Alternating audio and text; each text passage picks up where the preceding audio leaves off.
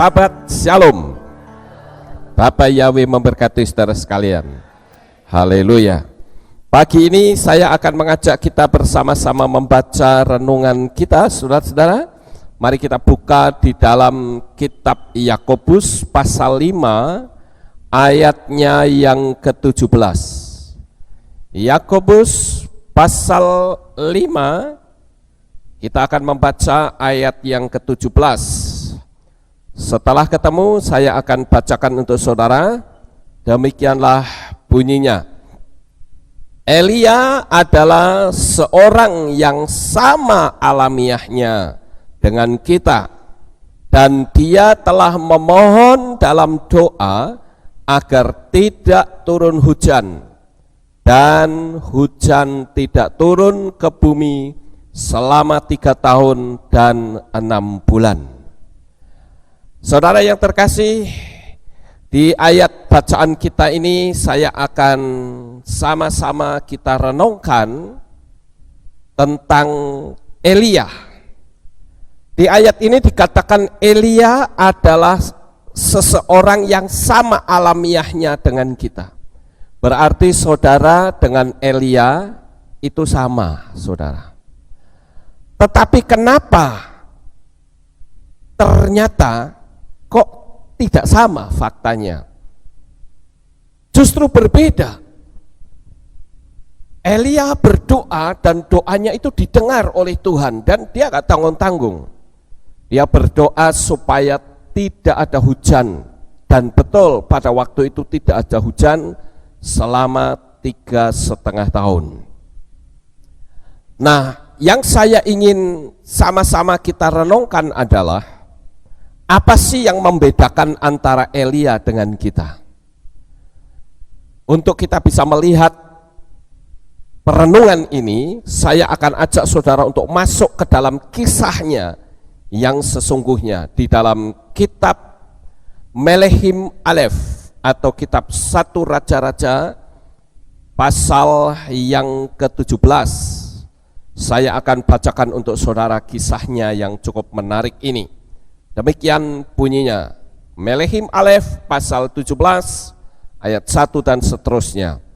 Dan Elia orang Tisbe, seorang pengembara dari Gilead, berkata kepada Ahab, demi Yahweh Elohim Israel yang hidup, yang aku layani, sesungguhnya tidak akan ada embun atau hujan pada tahun-tahun ini kecuali menurut perkataanku. Dan firman Yahweh datang kepadanya yang mengatakan, pergilah dari sini, berbeloklah ke timur dan bersembunyilah di tepi sungai Kerit di seberang sungai Yordan. Dan akan terjadi, engkau akan minum dari sungai itu, dan aku akan memerintahkan burung-burung gagak untuk menopang engkau di sana. Lalu ia pergi melakukannya menurut firman Yahweh.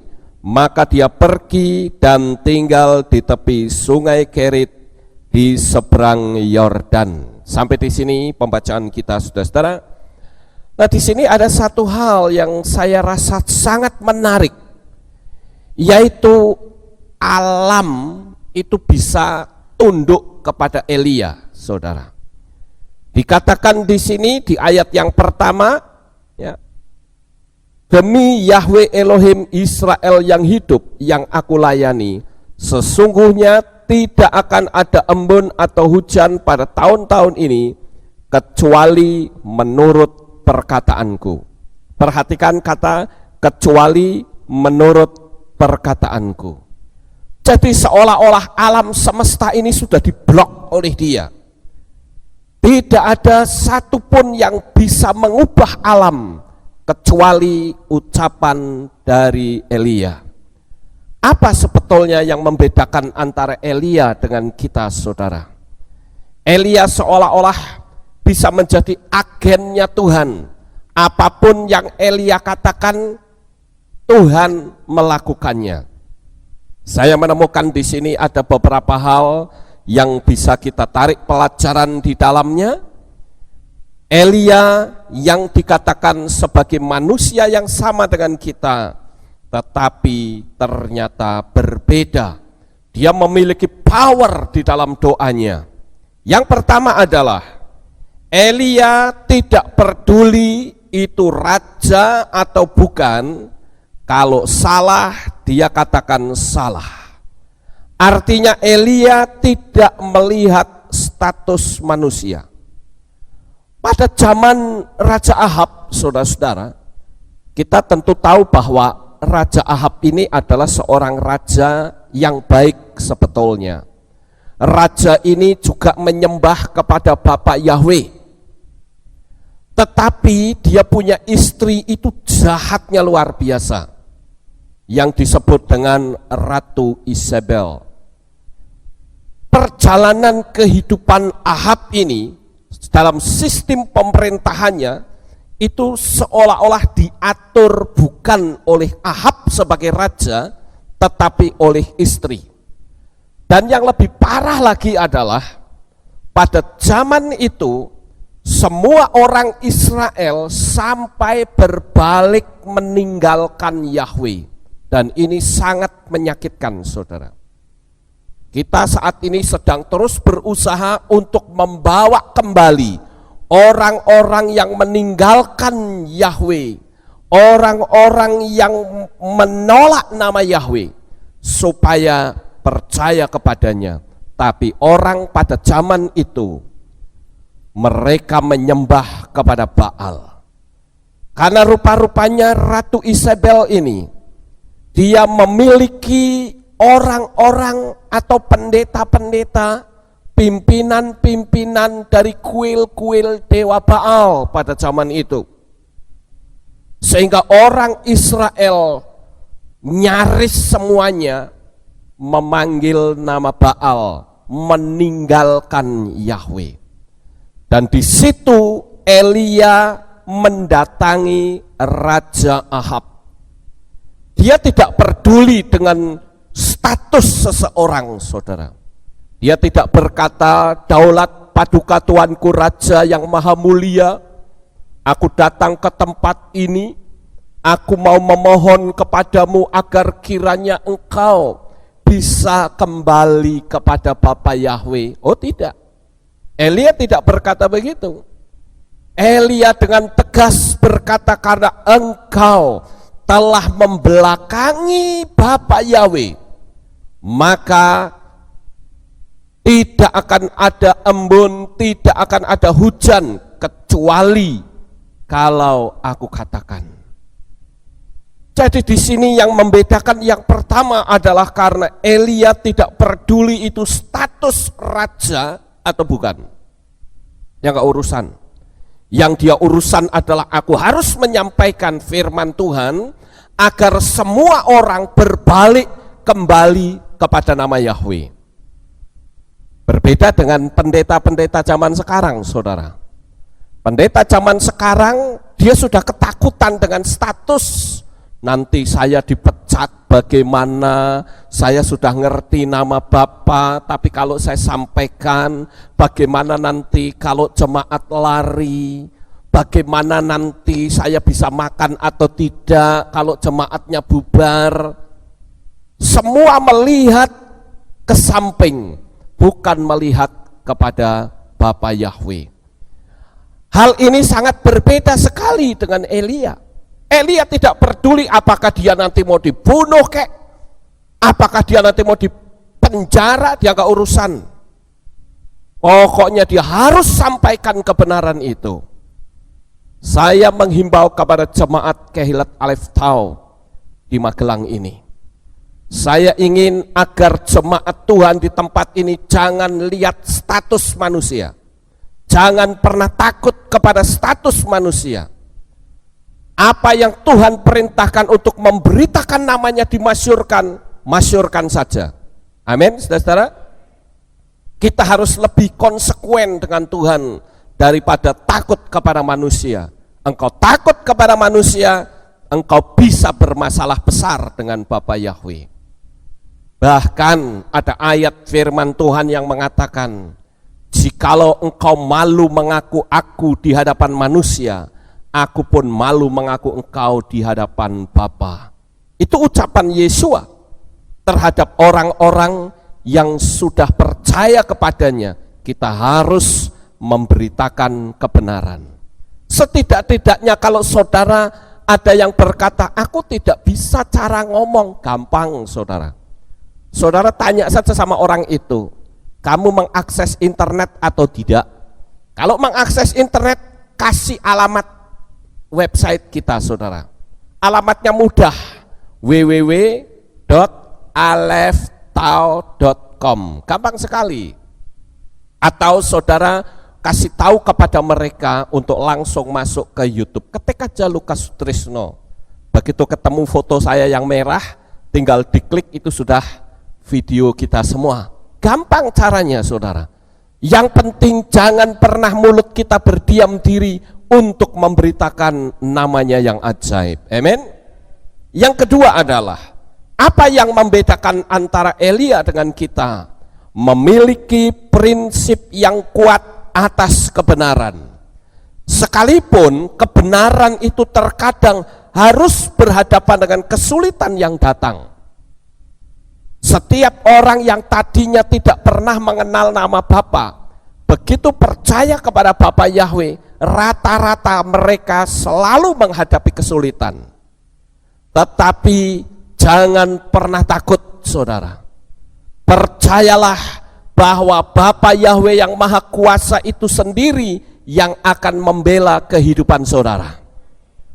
Jadi kita harus memiliki prinsip yang kuat seperti Elia yang memiliki prinsip yang kuat. Yang ketiga saudara, hal yang membedakan antara kita dengan Elia yaitu Elia berani melawan arus karena dia yakin akan kedahsyatan pemeliharaan Tuhan. Saya garis bawahi kata melawan arus. Saya bersyukur kalau Bapak Yahweh berkenan untuk memakai saya bersama dengan Kehilat Aleftau untuk memberitakan nama Bapak Yahweh secara institusi dan terang-terangan kepada dunia ini, bahwa namanya itu bukan Allah, bukan, tapi namanya adalah Yahweh Elohim, Yahweh Sebaot, Yahweh semesta alam.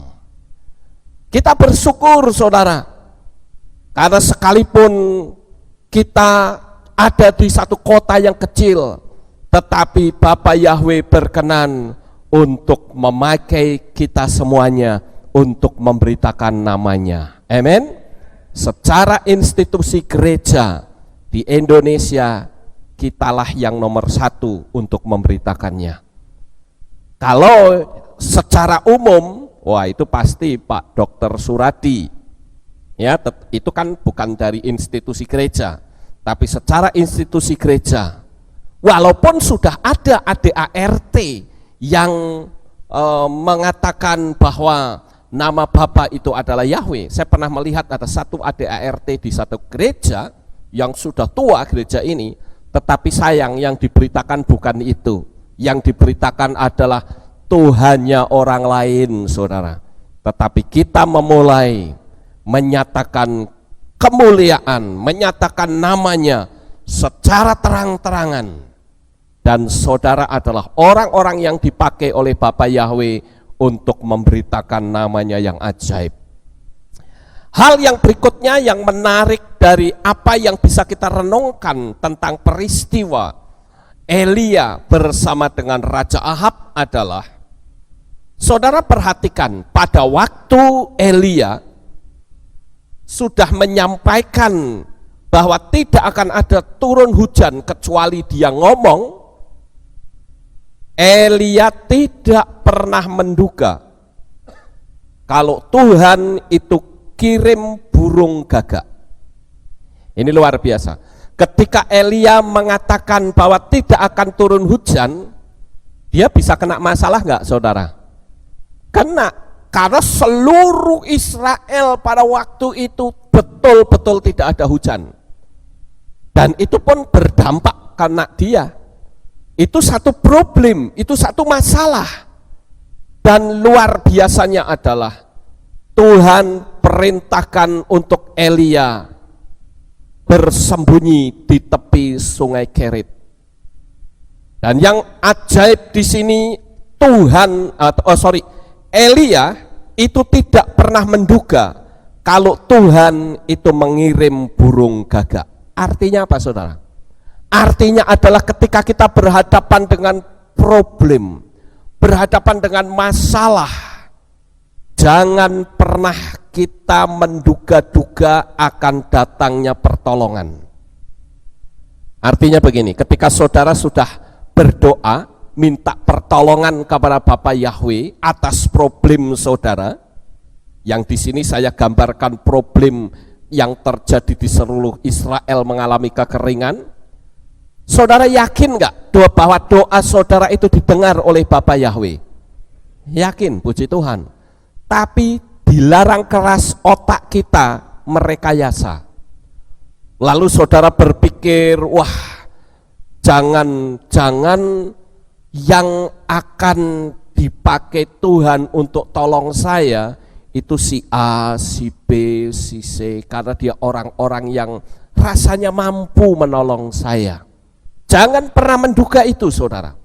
Karena sekali saudara mengandalkan manusia, saudara ada dalam lingkaran kutuk.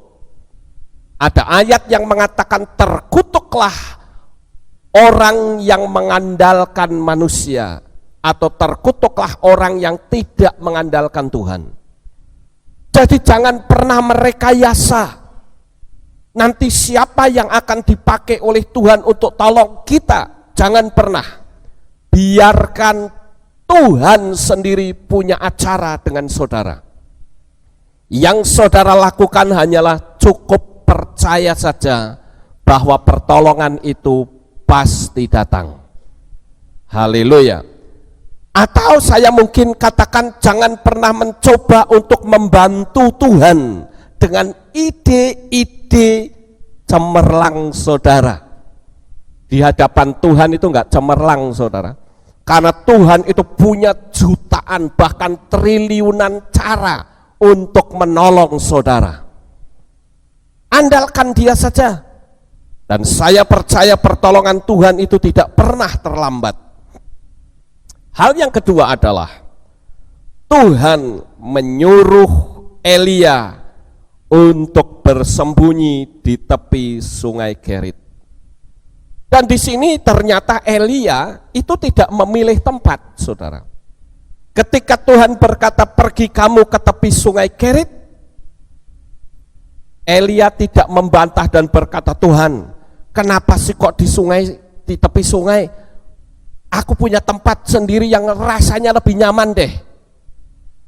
Dia tidak berkata seperti itu. Kalau kita melihat di ayat yang kedua dan ketiga dikatakan, dan firman Yahweh datang kepadanya yang mengatakan, pergilah dari sini, berbeloklah ke timur, dan bersembunyilah di tepi sungai Kerit di seberang Yordan.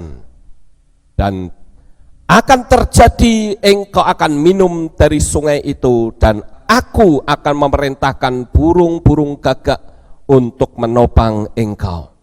Sekali lagi di sini Tuhan menyuruh Elia bersembunyi di tepi sungai Kerit. Di sini kita melihat, saudara, betapa luar biasanya. Kenapa di tepi sungai Kerit? Saya mencoba untuk melihat di dalam teks berbahasa Ibrani. Kata Kerit itu ditulis dengan 4 huruf. Kaf, Res, Yod, Tau. Kaf itu artinya telapak tangan. Res artinya kepala. Yod itu artinya Yahweh. Dan Tau itu artinya sempurna. Jadi kata Kerit itu sendiri itu memiliki arti bagaimana tangan Tuhan memberikan perlindungan, kenyamanan di dalam kehidupan Elia. Dan Kerit saya coba untuk menerjemahkan di dalam Google Translator, saudara-saudara. kata kafres yotao, itu saya ketik, dan ternyata muncul kata cushion dalam bahasa Inggris. Cushion itu sama dengan pillow yang artinya bantal. Jadi bantal itu berbicara tentang kenyamanan. Elia bisa tidur, bisa istirahat dengan tenang tanpa dia berpikir sesuatu. Bapa Yahweh ternyata pakai burung-burung gagak. Ini sangat luar biasa, saudara. Makanya kalau saudara mengandalkan Tuhan, jangan mikir-mikir mau bantu Tuhan dengan memberi ide agar Tuhan memakai orang-orang kaya, memakai pejabat, memakai orang pandai, memakai orang-orang terkenal yang saudara miliki atau yang saudara kenal. Hentikan semuanya itu. Andalkan Tuhan saja, karena Dia sanggup kirim orang yang tidak saudara pernah kenal, bahkan orang seburuk burung gagak sekalipun. Saudara tahu burung gagak itu adalah burung yang sangat rakus sekali, saudara. Udah warnanya hitam, suaranya jelek, ya. Dia rakusnya luar biasa, tetapi aneh. Kok bisa ya burung yang rakus hatinya bisa diubah oleh Bapa Yahweh sehingga bisa memberi makanan kepada Elia? Ini sangat luar biasa sekali, saudara. Dan di sini kita melihat bahwa kalau saudara mengandalkan Tuhan, Dia sanggup kirim orang yang tidak saudara kenal. Bahkan orang sepelit burung gagak sekalipun, Bapa Yahweh itu sanggup memberkati melalui orang-orang itu. Amin. Yang penting adalah andalkan Bapa Yahweh saja. Cukup itu. Nggak usah kita mencoba-coba untuk merekayasa Tuhan menolong kita. Saya tidak tahu hari ini saudara punya masalah apa dalam hidup saudara. Saya tidak tahu apakah saudara punya masalah ekonomi, apakah saudara punya masalah keluarga, atau saudara punya masalah dalam soal pendidikan. Pokoknya yang namanya masalah, andalkan Bapak Yahweh saja, saudara. Dia tahu caranya sendiri untuk tolong kita. Ya, jangan kita merekayasa. Sama seperti saya sering memberikan ilustrasi. Kalau saudara diajari setir mobil, lakukan saja atas apa yang instruktur katakan. Di starter mobilnya, kopling ditekan, perselang dimasukkan, gas ditekan, kopling dilepas, pasti mobilnya jalan. Tinggal kita ikutin saja mobil itu, ya, melalui setir. Setirnya ke kanan, mobilnya ke kanan, setirnya ke kiri, mobilnya ke kiri. Lakukan dan mobil itu akan jalan. Jangan pernah kita mikir-mikir nanti olinya nyemprotnya kemana, nanti gerakan mesinnya itu seperti apa. Itu mah bukan urusan kita, saudara. Itu urusan yang bikin mobil, itu urusan bengkel.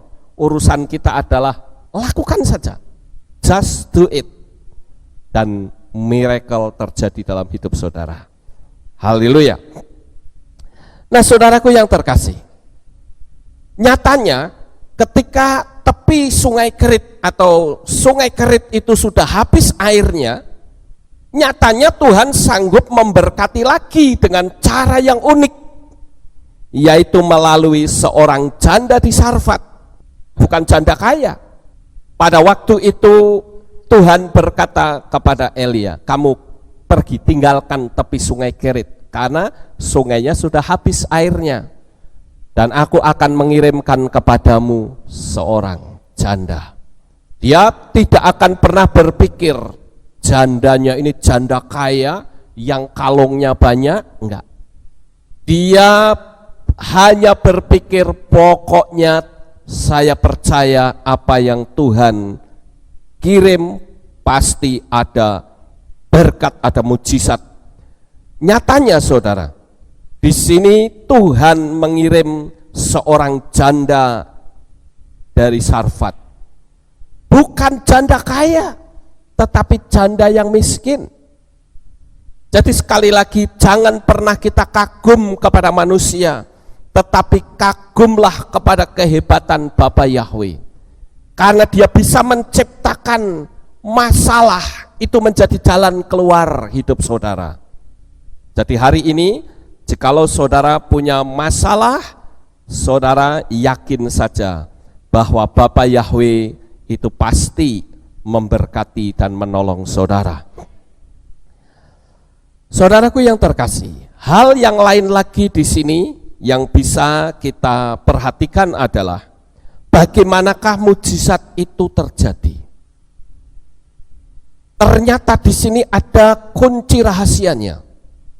Mari kita renungkan sejenak bahwa pada masa itu kekeringan 3,5 tahun itu bukan main-main, saudara. Semua harga-harga pada masa itu sangat mahal.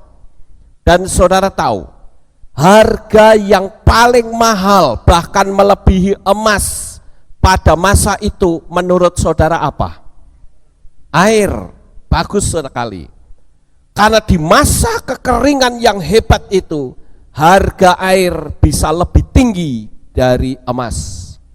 Jadi semua orang pasti berusaha untuk menghimpun air sebanyak-banyaknya.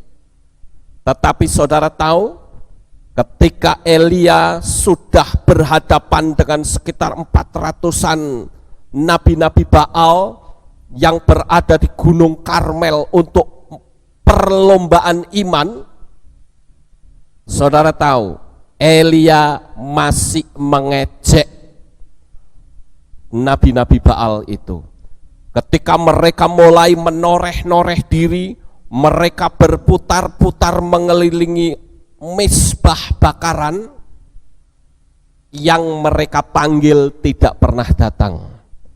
Sampai pada waktu itu Elia sedikit bercanda dengan mengejek, ayo panggil Tuhanmu lebih keras lagi. Mungkin Tuhanmu masih pergi, masih tidur. Atau mungkin Tuhanmu masih berada di toilet, panggil yang keras supaya dia datang menurunkan api. Bayangkan saudara, Elia adalah orang minoritas, sementara semua orang Israel pada waktu itu sedang menyangkal Bapa Yahweh.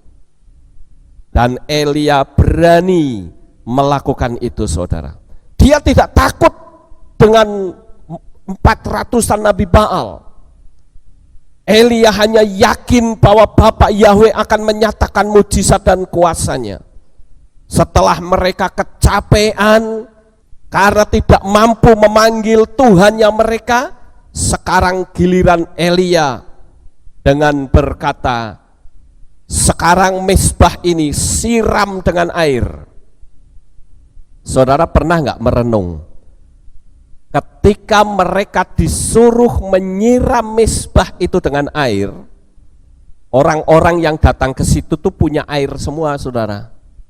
Karena betul-betul air itu adalah merupakan benda yang paling berharga pada masa itu.